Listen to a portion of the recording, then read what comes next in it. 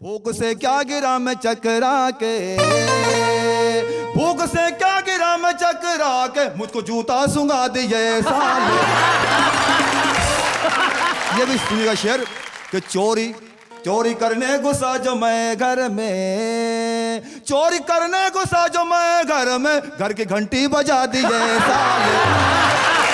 घर की कॉमेडी के वीडियोस देखने के लिए हमारे चैनल को लाइक और सब्सक्राइब करें।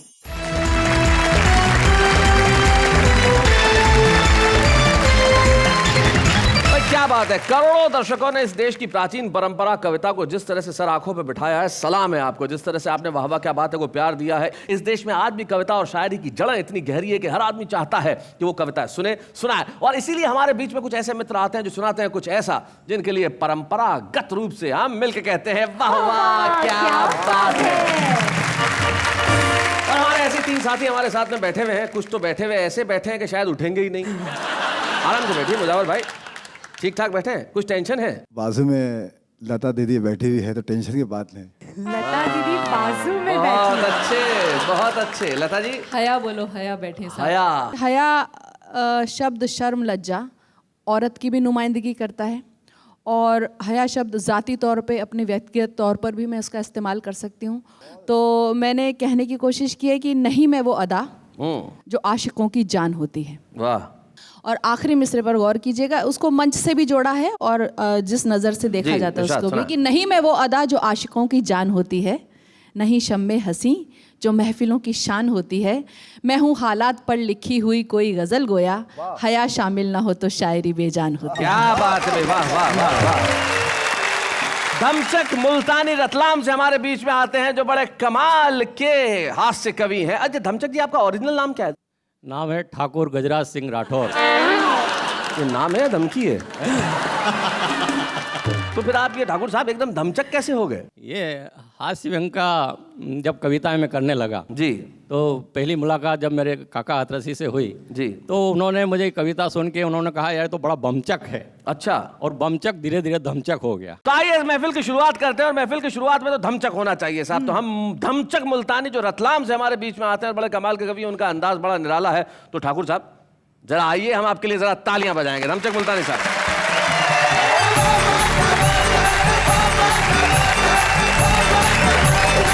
सबसे पहले तो मैं आपको एक कविता सुना रहा हूँ। अच्छा। पसंद है एक दौर सुनाऊंगा, और नहीं आई तो जब तक पसंद नहीं आएगी तब तक सुनाऊंगा। अभी शैलेश जी, पूरे देश में भ्रष्टाचार की दमचक मची हुई है। अब अधिकांश लोगों को पता नहीं कि भ्रष्टाचार कैसे चलता है। मैं आपको मूंगफली के माध्यम से बताना चाहता हूं कि भ्रष्टाचार कैसे चलता है। वाह, मूंगफली के माध्यम से भ्रष्टाचार, क्या बात है। कि स्कूल में बच्चों को एक दाने की मूंगफलियां बांटी जा रही थी। यह बात मेरी समझ में नहीं आ रही थी। मैंने शिक्षक से कहा कि ये मूंगफलियां जो बच्चों में बंटवाई है, बताएंगे आप कहां से मंगवाई है? क्या इतनी पैदावार घट गई इस जमाने की कि पैदा होने लग गई मूंगफलियां केवल एक दाने की? क्या बात है, वाह वाह। तब शिक्षक ने मेरे प्रश्न का किया समाधान और कहा, श्रीमान कैसे बताऊं आपको इस देश में बढ़ते हुए पाप को कि ये मूंगफली जब केंद्र से चली तो पूरे 4 दाने की थी। क्या बात है, बहुत अच्छे, बहुत बढ़िया। ये मूंगफली जब केंद्र से चली तो पूरे 4 दाने की थी। वह तो इसका एक दाना हमारे बड़े साहब खा गए, दूसरा दाना छोटे साहब पचा गए। जब 2 दाने 2 अफसर की दाढ़ में अटक गए तो मौका पाकर तीसरा दाना हेड मास्टर साहब गटक गए। बहुत अच्छे, बहुत बढ़िया, बहुत बढ़िया। तो इस तरह की व्यवस्था चल रही आज देश में सरकारी खजाने की। ऊपर से मूंगफलियां तो आती है पूरे 4 दाने की, मगर भ्रष्टाचार की आंधी में बह जाती है। जनता तक आते आते 1 दाने की रह जाती है। क्या बात है, वाह वाह, बहुत बढ़िया, बहुत अच्छा। अब हम तो हमारे हिंदुस्तान में घूमते हैं, कभी समारोह में जाते हैं, कभी प्लेन में यात्रा करते हैं, कभी ट्रेन में यात्रा करते हैं, कभी कभी टैक्सी में यात्रा करते हैं, और बहुत सारे ऐसे अवसर आते हैं जब हमें बसों में भी यात्रा करना पड़ती है। जी। मुझे याद आ रहा है, एक सीट पर 2 महिलाएं बैठी हुई थी और दोनों आपस में लड़ रही थी। एक महिला बोली कि इस खिड़की को बंद कर दो, मुझे सर्दी लग रही है, निमोनिया हो जाएगा, मैं मर जाऊंगी। दूसरी महिला बोली नहीं, मुझे गर्मी लग रही है, इस खिड़की को खोल दो, नहीं तो मेरा दम घुटेगा, मैं मर जाऊंगी। इतने में पीछे से एक यात्री बोला, पहले इस खिड़की को बंद कर दो, ताकि एक का दम घुटे और वो मर जाए। फिर इस खिड़की को खोल दो ताकि दूसरी को निमोनिया और वो मर जाए। और जब दोनों मर जाएं तो हम सब शांतिपूर्वक यात्रा करें। अरे बाप रे। पीछे से इतने में कंडक्टर बोला सांच को आंच नहीं है। अरे आप जिस खिड़की के लिए लड़ रही हैं उसमें कांच नहीं है। चले जी, मैं अपनी पत्नी सहित एक बार मैं परिचालक की सीट पे बैठ गया। इतने में कंडक्टर आया, बोले उठो। मैंने कहा क्यों उठो? बोले ये परिचालक सीट है। मैंने कहा इसीलिए बैठा हूँ। बोले क्या मतलब? मैंने कहा मतलब साफ है, ये मेरी परी न मैं इसका चालक। बसों के माध्यम से यात्रा देखे कि सवारी बस भरी थी ठसाठस, जगह नहीं थी, फिर भी लोग चढ़ रहे थे। कुछ लोग चढ़ने के लिए कुश्तियां लड़ रहे थे। कंडक्टर जो मन में आए बोलता था, यात्रियों को कपड़ों की पोजीशन से तोलता था। मैंने कंडक्टर से कहा ये खटारा कब जाएगा? वह थोड़ी देर सोच कर बोला जब कचरा भर जाएगा। फरमाइए फरमाइए। मैंने कहा एक टिकट चाहिए। वो बोला कौन सी क्लास का दूं, फर्स्ट का, सेकंड का या थर्ड का? प्रश्न सुनकर मैं आश्चर्य में पड़ गया। मैंने कहा कंडक्टर तुम्हारा भेजा तो नहीं सड़ गया? अरे बड़ा विचित्र सवाल है, ये सवारी बस है या कि सिनेमा हॉल है? वो बोला 3 बात मत कीजिए, लेना हो तो टिकट लीजिए, अन्यथा जाइए, चलते फिरते नजर आइए। मैंने कहा प्लीज इतना तो समझाइए, फर्स्ट, सेकंड व थर्ड में तकरीबन कितने रुपयों का अंतर आएगा? वो बोला अंतर इस प्रकार आएगा, जो फर्स्ट क्लास का टिकट खरीदेगा वो सीट पर अड़ा रहेगा, जो सेकंड क्लास का टिकट खरीदेगा वो खड़ा रहेगा, और जो थर्ड क्लास का टिकट पाएगा बस खराब होने पर धक्का लगाएगा। इतने में कंडक्टर ने घंटी बजाई। ड्राइवर बोला कर भला सो हो भला, और इसी उच्चारण के साथ मध्य प्रदेश का आर्यभट्ट चला। मध्य प्रदेश का आर्यभट्ट भाई, बहुत बढ़िया, क्या बात है, बहुत अच्छे। बस चली, धक्का आया, मैं पास खड़ी एक महिला से टकराया।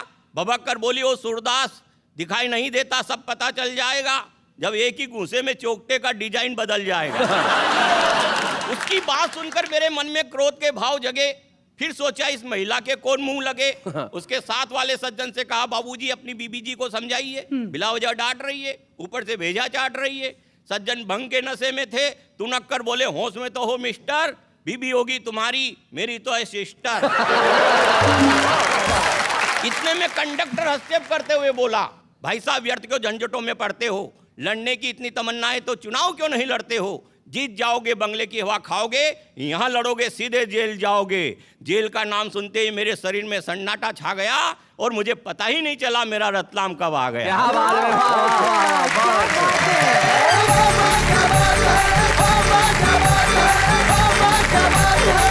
यात्राओं में अक्सर ऐसा होता है कि आदमी को पता ही नहीं चलता कब क्या हो जाता है। जैसे हमारे एक मित्र बड़े भोले हैं साहब, वो मुंबई के अंदर एक ऑटो रिक्शा में जा रहे थे, तो बैठे थे अपनी पत्नी के साथ पिछली सीट पे, तो आगे ड्राइवर बैठा हुआ कांच को थोड़ा सा ठीक कर करके बार बार घुमा रहा था। उन्हें गुस्सा आ गया, बोले अच्छा कांच में बार बार ऐसा करके मेरी बीवी को देख रहा है तो नीचे उतर, नीचे उतर, नीचे उतर यहाँ से, मैं चलाऊंगा ऑटो, तू पीछे जाके बैठ। यात्राओं में से और खासतौर पे बस की यात्राओं में से जिंदगी के कई अर्थ भी हमें मिल जाते हैं। डॉक्टर स्वाति लोढ़ा ने मुझे एक कहानी सुनाई थी जो मुझे याद आती है, और बड़ी खूबसूरत कहानी थी कि एक ऐसे ही खटारा बस का ड्राइवर और एक जो हमारे जो कथाएं पढ़ते हैं, धार्मिक कथाएं पढ़ते हैं, वो संत साधु या कथावाचक आप कुछ भी कहते हैं, तो कथावाचक और बस का ड्राइवर दोनों की मृत्यु एक साथ हो गई और दोनों ऊपर पहुंचे तो जो अंदर स्वर्ग के बाहर जो दरबान था उसने पूछा भाई क्या करते हो? तो पहले ने कहा भाई मैं तो बस चलाता हूँ, लोकल बस एक शहर में। बोले अच्छा तुम स्वर्ग में जाओ। आप क्या करते हो? बोले जी मैं कथा पढ़वाता हूँ, लोगों को धार्मिक ज्ञान देता हूँ। बोले आप थोड़ी देर वेट करो, और अंदर चला गया। अब ये जो कथावाचक थे बड़े परेशान, बोले अरे कैसा आदमी है, ड्राइवर को भेज दिया और मुझे वेट करा रहा है। तो उसको बुलाया, बोले बस आपको तमीज़ नहीं है, वो तो बस का ड्राइवर था और आपने उसे भेज दिया, और मैं तो कथावाचक हूँ, जब मैं कथा पढ़ता हूँ तो लोग भगवान का नाम लेते हैं और आप मुझे बाहर खड़ा कर रहे हैं। बोले बेटा गलतफहमी में मत पड़ो, जरूरी नहीं है कथा सुनते वक्त लोग भगवान का नाम ले, कोई सोता है, कोई ऊँगता है, कोई आसपास की लड़कियों को देखता है, कोई और बात करता है। लेकिन ये जब जब बस चलाता था उसमें बैठने वाला हर यात्री सिर्फ भगवान का नाम लेता था।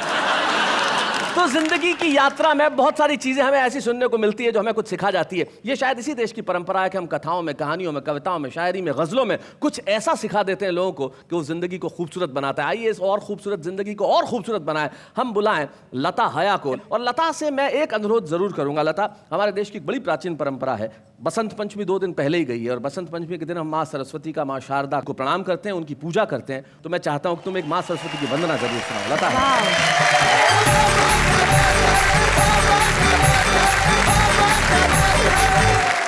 मैं सरस्वती पुत्री होने के नाते वंदना प्रस्तुत करी हूँ और शैलेश जी मैंने एक अलग ढंग से कहने की कोशिश की। सीधी सादी दिल की बात है वो, जैसे पारंपरिक एक हुआ करती थी वंदनाएं संस्कृत में, मैंने बिल्कुल हटके कहने की कोशिश की। सुनिएगा।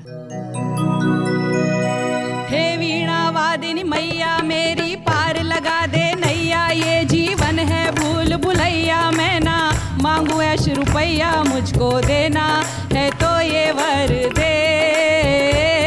क्या बात है।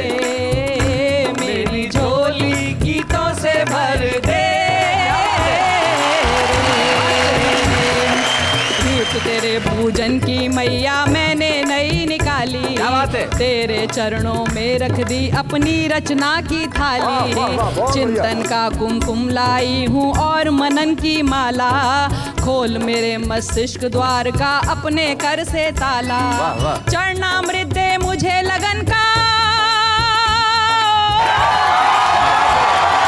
चरणामृत दे मुझे लगन का और प्रसाद सृजन का, बस इतनी कृपा कर दे। हे वीणा वादिनी मैया मेरी पार लगा दे नैया, ये जीवन है भूल भुलैया, मैं ना मांगू ऐश रुपैया, मुझको देना है तो ये वर दे। मेरी झोली गीतों से भर दे रे, जो उसकी कृपा ना हो तो मैं भी क्या कर पाऊं। क्या बात है। मैं अज्ञानी जो मैया लिखवाए लिखती जाऊं, क्या बात। रचनाएं सब उसकी दासी, सेवक है ये अक्षर। क्या बात है। मेरी कल्पना और सोच सब उसके नौकर चाकर, करूं उम्र भर उसकी सेवा,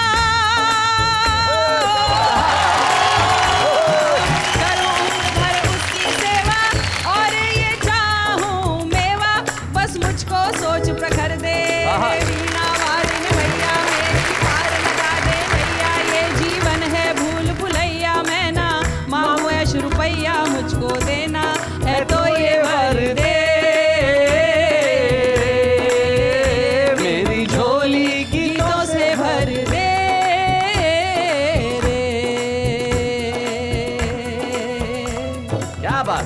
वाह वाह, क्या बात है लता जी। सही कहा आपने लता जी। सचमुच आपने जो मांगा कि मेरी झोली गीतों से भर दे, तो मुझे कवि की 2 पंक्तियां याद आती है, वो बहुत बढ़िया बात कहते हैं। वो कहते हैं कि मुस्कुराती जिंदगानी चाहिए और काव्य में ऐसी रवानी चाहिए, सारी दुनिया हो जाती है अपनी, बस एक उसकी मेहरबानी चाहिए। वाह वाह। और आपने उनकी मेहरबानी मांगी, बहुत बहुत खूबसूरत ढंग से सुनाया। क्या बात। जी बहुत बहुत शुक्रिया। और अब मैं एक गीत प्रस्तुत कर रही हूँ। मैंने एक बुलबुल के जरिए बताने की कोशिश की कि बुलबुल जंगल से उड़कर यहाँ शहर में आ जाती है।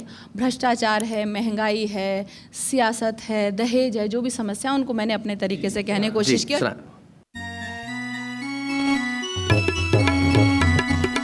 धीरे धीरे धीरे धीरे बोल बुलबुल गीत सुनाने आई, गीत सुनाने आई, गीत सुनाने आई, कुछ गीत प्यार के, कुछ बहार के, कुछ श्रृंगार के लाई। हालांकि मुझे अच्छा लग रहा है, म्यूजिक बज रहा है, मुझे इस गीत के लिए कई लोगों ने बोला कि वीडियो बनवा डालिए। वो तो नहीं बना, लेकिन आज आपका वीडियो बन रहा है। आज वीडियो बन रहा है। कहते हैं ना कि मौसम भी है, मौका भी है, दस्तूर भी है, तो आज आप भी है, गीत भी है, म्यूजिक भी है और मुजावर भी है। भाई क्या बात है, वीडियो तो बन रहा है। मैं चाहती हूँ कि इस गीत के कोई भी बंद मुझे ना सुनाने पड़े, लेकिन शैलेश जी बहुत अफसोस की बात है, मैंने सन 1993 में ये गीत कहा था, तब से मुझे एक भी बंद उसमें से काटा नहीं जा रहा, क्योंकि समस्याएं कहीं खत्म होने का नाम नहीं ले रही। अब सुनेगा। सुना। एक रोज में पूजा करने, क्या बात है। भक्ति की गागर भरने, मंदिर जो लगी उतरने, वहाँ देखे खून के झरने, मंदिर मस्जिद का पंगा, मजहब को कर गया नंगा, हैरान खड़ी थी गंगा और पल में हो गया दंगा, फिर राम नाम सत बोल मैं वापस जंगल को आई, धीरे धीरे बोल बुलबुल गीत सुनाने आई। एक रोज गई जब थाने, जुल्मों की रपट लिखाने, कोई माने या ना माने, मैं जानू या रब जाने, इल्जाम लगा कर झूठा वर्दी वालों ने कूटा, फिर जिसने चाहा लूटा, विश्वास का भांडा फूटा। कुछ बोल ज़बाना खोल, इस जा कुआं उस जा खाई। कुछ बोल ज़बाना खोल, इस जा कुआं उस जा खाई। चुप धीरे धीरे बोल, बुलबुल गीत सुनाने आई। और देखिए कशकोल भिक्षा पात्र को बोलते हैं, अब सुनिएगा जी।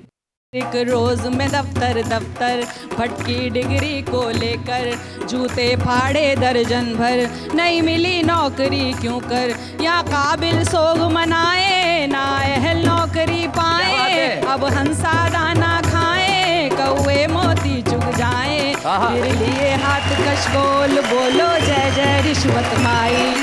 धीरे धीरे बोल, बुलबुल गीत सुनाने आई। एक रोज कचहरी आई, पेशी की थी सुनवाई, पर आके बड़ी पछताई, मैं फंस गई राम दुहाई। इंसाफ वही पाता है, कुर्सी जिनकी माता है, चलता जिनका खाता है, या गुंडा बन जाता है। सब गोलमाल है गोल, जब कातिल हो मुंसिफ भाई। धीरे धीरे बोल, बुलबुल गीत सुनाने आई। और जितने भी लोग इस बंद को सुन रहे हैं, इस समस्या को बड़ा गौर से देखें, और अगर मेरी बात उनके दिल पे उतरे तो दहेज लेना बंद करें। सुनिएगा। एक रोज मेरे घर वाले बिन देखे और बिन भाले, ले आए लड़के वाले, कुछ अकड़े कुछ नखराले। लड़का हो काना काला, लड़की पर चाहे आला, मांगे रुपयों की माला, क्या गड़बड़ घोटाला। यहाँ रिश्तों का भी मोल, इस बाजार में है महंगाई। धीरे धीरे बोल, बुलबुल गीत सुनाने आई। रोज में नेता बनने, हाँ चली इलेक्शन लड़ने, हर जुल्म सितम से अड़ने, जनता की सेवा करने। पर मुझ में कमी थी थोड़ी, कोई पैसा पास न कौड़ी, कोई खून किया नहीं चोरी, कोई टिकट नहीं था सॉरी। है नेताओं का कॉल, कुर्सी अपनी कौम पर आई। धीरे धीरे बोल, बुलबुल गीत सुनाने आई। क्या और तुम्हें बतलाऊं, बेहतर है अब उड़ जाऊं, पैगाम यही दे जाऊं, और चीख चीख कर गाऊं। हम गीत प्रेम के गाएं, हर मजहब को अपनाएं, जुल्मों से मिल टकराएं, इंसान नेक बन जाए। ये जीवन है अनमोल, क्या हिंदू क्या सिख ईसाई। क्या बात है। धीरे धीरे बोल, बुलबुल गीत सुनाने आई।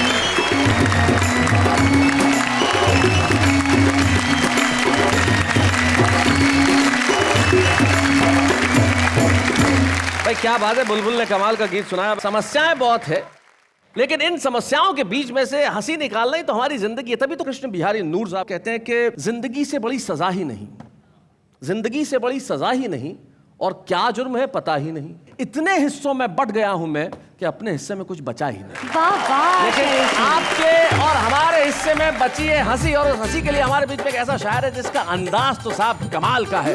किसी भी चीज की नकल की जा सकती है, इनके अंदाज की नकल नहीं की जा सकती है। एक ही है, वन पीस, मुजावर मालेगांव में।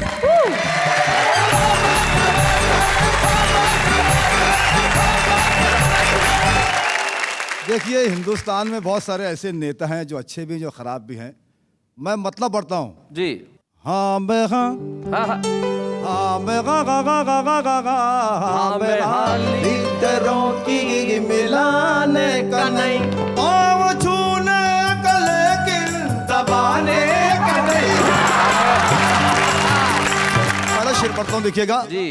छोड़कर अपने आंगन के तालाब को, छोड़कर अपने आंगन के तालाब को, छोड़कर अपने आंगन के तालाब को, गंदे नालों में डुबकी लगाने।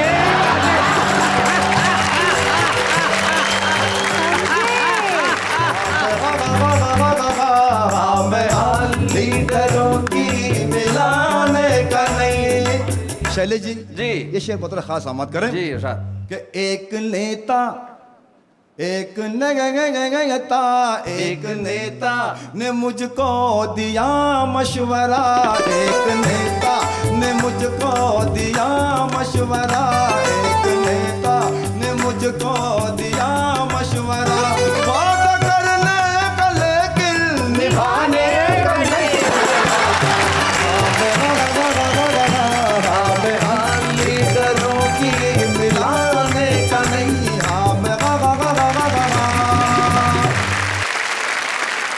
शैलेश जी, मुझे 7 साले हैं। अब वो लोग जो मेरे साथ हरकत करते हैं जी, मैं एक एक साले की हरकत हाजिर करता हूँ, देखिएगा। मतलब 7 शेर हो गए आपकी गजल में, 1 साले का 1 शेर, भाई क्या बात है।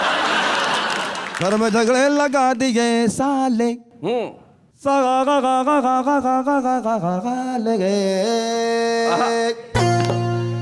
घर में झगड़े लगा दिए साले, अरे मेरी पुंगी बजा दिए साले।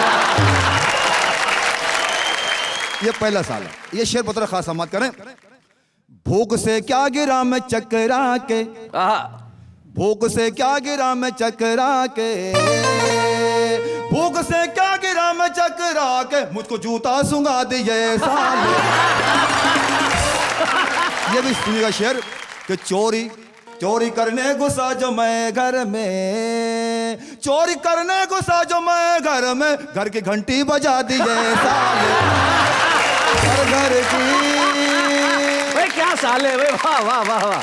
बोल के मुझको ये है बिरयानी, अच्छा, बोल के मुझको ये है बिरयानी, बोल के मुझको ये है बिरयानी, बासी खिचड़ी खिला दिए साले, अरे बासी बिल्कुल बासी। अरे साला ने ये कहा जी, बोल बस एक कॉल करना है, बोल बस एक कॉल करना है, बोल बस एक कॉल करना है, सारा बैलेंस उड़ा दिए साले, साले। बहुत अच्छे, मजा आ गया। ये शेर बहुत खास दिखेगा। जी जी जी। मैं तो इंसान बनने वाला था, मैं तो इंसान बनने वाला था, मुझको नेता बना दिए साले, अरे नेता नेता, मुझको नेता बना दिए साले। क्या क्या बात है, वाह वाह।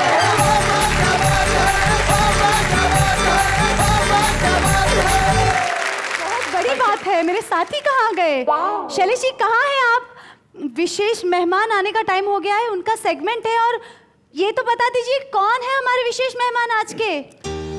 कहीं दूर जब दिन ढल जाए, शाम की दुल्हन बदन चुराए, चुपके से आए, मेरे ख्यालों के आंगन में कोई सपनों के दीप जलाए, दीप जलाए। वाह शैलेश जी, क्या बात कही है महफिल में। महफिल में कैसे कह दे किसी से, दिल बंध रहा है एक अजनबी से, हाय करे अब क्या जतन, सुलग सुलग जाए मन, भीगे आज इस मौसम में, लगी कैसी ये अगन। निसा गम पानी सारे गा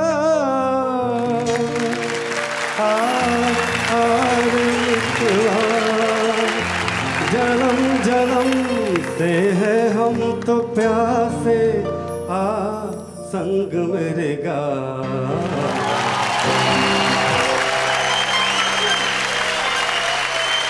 मैं जानता हूं इस वक्त आप बेताब होंगे जानने के लिए कि हमारे विशेष मेहमान कौन हैं।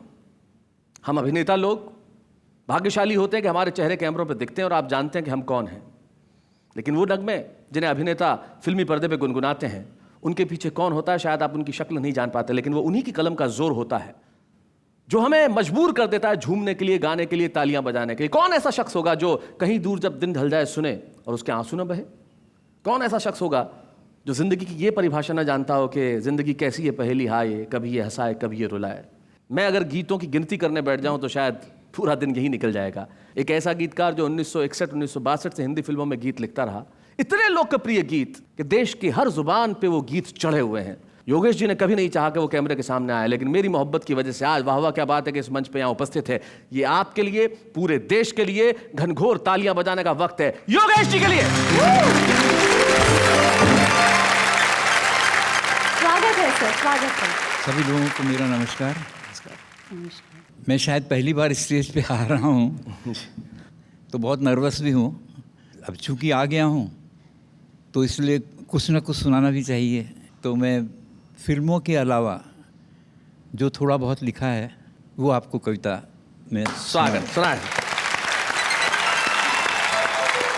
तुम गंगा जल से हो पावन और अपावन मेरा जीवन।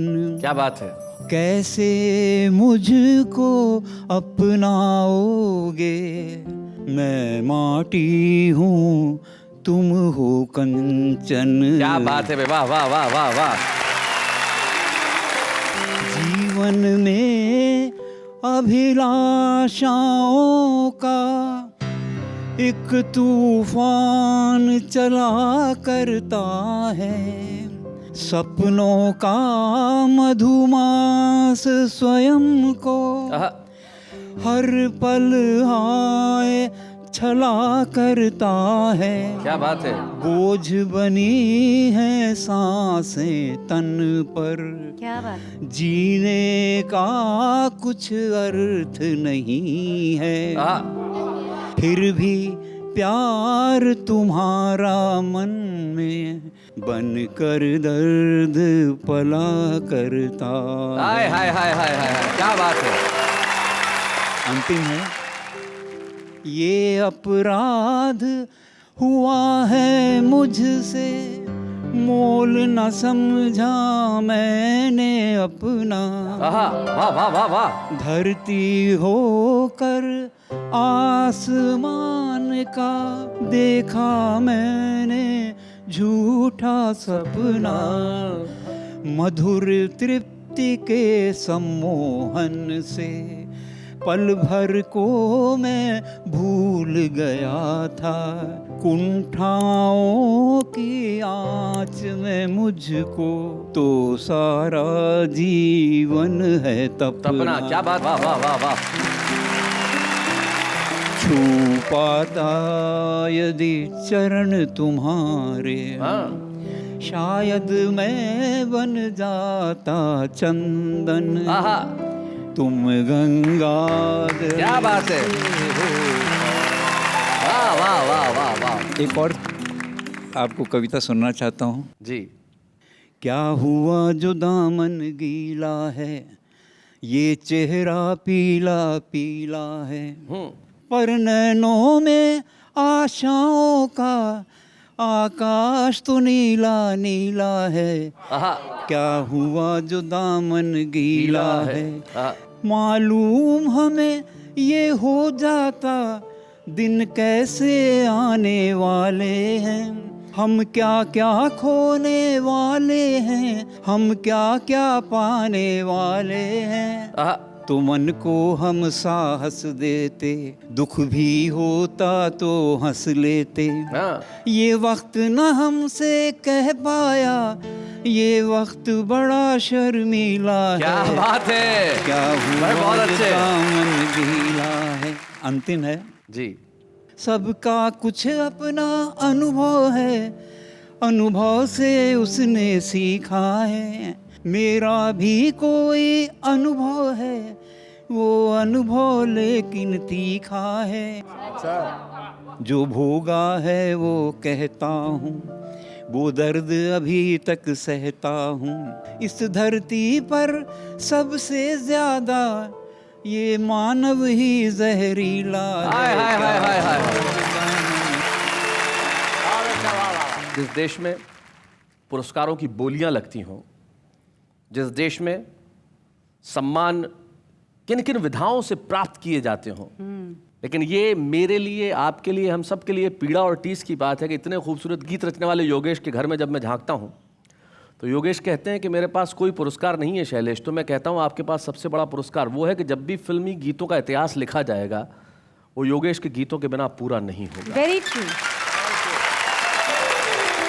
योगेश जी, ये मेरे लिए सौभाग्य की बात है कि मैं उस कलम को आज सम्मानित कर रहा हूँ जिस हाथ को चूमने का जी करता है। योगेश, बच्चे हैं या बूढ़े हैं, नर है या नारी है, हंसी देने वालों के सब ही आभारी है, कविता सुनाने वाले अब सबके साथ हैं। जब हम किसी को सम्मानित यहाँ करते हैं तब उनके परिवार का एक सदस्य यहाँ उपस्थित होता है, लेकिन आज उनका एक शिष्य हमारे बीच उपस्थित है जो खुद भी बहुत खूबसूरत गाता है, सत्येंद्र त्रिपाठी। सत्येंद्र, स्वागत है आपका। कैसे मुलाकात हुई आपकी योगेश जी से? कि जब मुंबई में आया मुझे ऐसा लगता है शायद बात करके मैं रो दूंगा, वो बड़ा। तो मुंबई के गोरेगांव स्टेशन पे बिल्कुल निराश था, 2002 की बात है। सोचा कि अब कुछ बचा नहीं, मैं निकल जाऊंगा यहाँ से, लेकिन ऐसे ही पत्रिका पढ़ने का शौक था तो उनमें योगेश जी का पूरा लिखा हुआ था, योगेश गीतकार से एक ख़ास मुलाकात। तो मैंने कहा कि ये तो लखनऊ के हैं, देखता हूँ शायद यहाँ जाता हूँ, शायद कुछ काम बनेगा। फिर इनके पास आया और बहुत प्यार से मिले, मतलब बता नहीं सकता वो लम्हा मेरे लिए कैसा था, मैं भूल नहीं पाऊँगा कभी भी। कहा देखो ये मुंबई है और तुम आए हो फिल्म इंडस्ट्री में अपनी किस्मत आजमाने के लिए, ये मेरे पास फिल्म की एक डायरेक्टरी है, इससे तुम 6 महीना कोशिश करो, नहीं हो पाए तो तुम यहाँ से निकल जाना। उसी बीच में फिर धीरे धीरे ये कहीं मीटिंग में जाते थे जहाँ इनको मौका लगता था, सत्येंद्र चल गाना सुना। तो बस धीरे धीरे यहाँ तक पहुँचा हूँ और जो भी हूँ मैं आज इनकी बदौलत हूँ। क्या बात है, वाह वाह वाह। और जिस तरह से हमारे देश में खूबसूरत कविताएं सुनने की परंपरा, एक परंपरा यह भी है कि हर व्यक्ति कविता लिखता है। कोई ऐसा व्यक्ति है ही नहीं जो कविता ना लिखता हो, 1 लाइन की, 2 लाइन की, 3 लाइन की। आम आदमी कैसे लिखता है जरा देखते हैं। प्यार ने इंसान को कैसे क्या बना दिया, किसी को कवि तो किसी को कातिल बना दिया। 2 फूल का बोझ ना उठा सकी मुमताज, शाहजहां ने उसके लिए ताजमहल बना दिया। मेरे दोस्त तुम भी लिखा करो शायरी, तुम्हारा भी मेरे जैसा नाम हो जाएगा। जब तुम पर पड़ेंगे आलू टमाटर तो रात के खाने का भी इंतजाम हो जाएगा। वादा है आपकी दोस्ती खास रहेगी, यादों की झलक दिल के पास रहेगी, नहीं भुला पाएंगे आपको और आपकी दोस्ती को जब तक आपके नाम की स्पेलिंग याद रहेगी। तो भाई ये है हमारे देश के आम लोग जो बड़ी खूबसूरत कविताएं लिखते हैं। आज तो छुपे रुस्तम है, लेकिन कल कुछ बनेंगे। आज हमारे साथ एक ऐसे ही छुपे रुस्तम है। आप कहेंगे कि भाई ये इतने वर्षों तक क्यों छुपे रहे और इतनी खूबसूरत कविताएं लिखी, लेकिन उन्होंने कहा कि भाई जिंदगी की भागदौड़ में मंच पे तो मैं थोड़ा सा लेट ही जाऊंगा। शरदेंदु शुक्ला एक ऐसे कवि का नाम है जो अद्भुत है साहब। अब आप सुनेंगे तो कहेंगे भाई क्या बात है। शरदेंदु शुक्ला जी,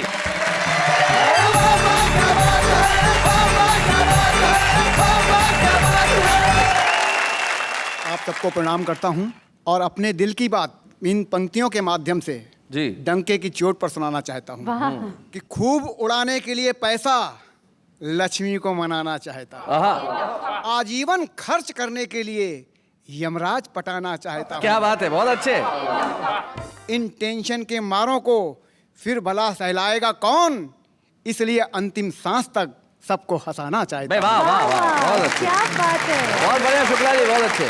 जब बाबा वालों का फोन आया जी तो हमारी बेटी ने हमारी मिसेस को आपत्ति हमारी बताई कि मम्मी क्या बात है, पापा को समझाती नहीं।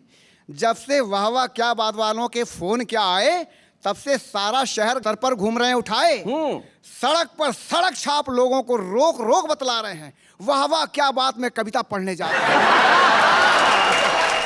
ऐसा तो नहीं, ये समय से पहले सटी आ रहे हैं। उस दिन आंटी अंकल को देखने हॉस्पिटल गए थे तो यही बात बताने के लिए सीधे ऑपरेशन थिएटर में ही घुस गए।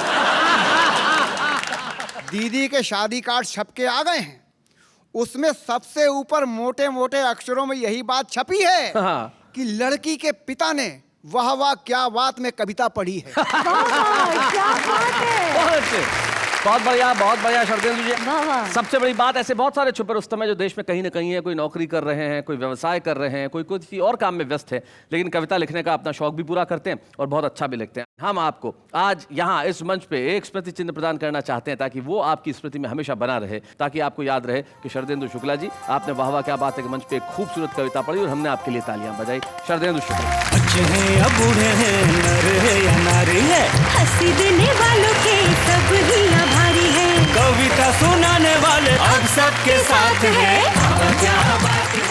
जाते आते सिर्फ दो शेर आपसे ये कहना चाहूंगा किसी शायर के दर्द का प्रश्न हल नहीं होता, कोई भी साधन सफल नहीं होता। सत्य कहना तो आसान है लेकिन सत्य सहना सरल नहीं होता। लेकिन यहाँ सत्य कहा भी जाएगा, सत्य सहा भी जाएगा। हम सच की नौका यूं ही इस सरता में चलाते रहेंगे और आप कहते रहेंगे वाह वाह क्या बात है।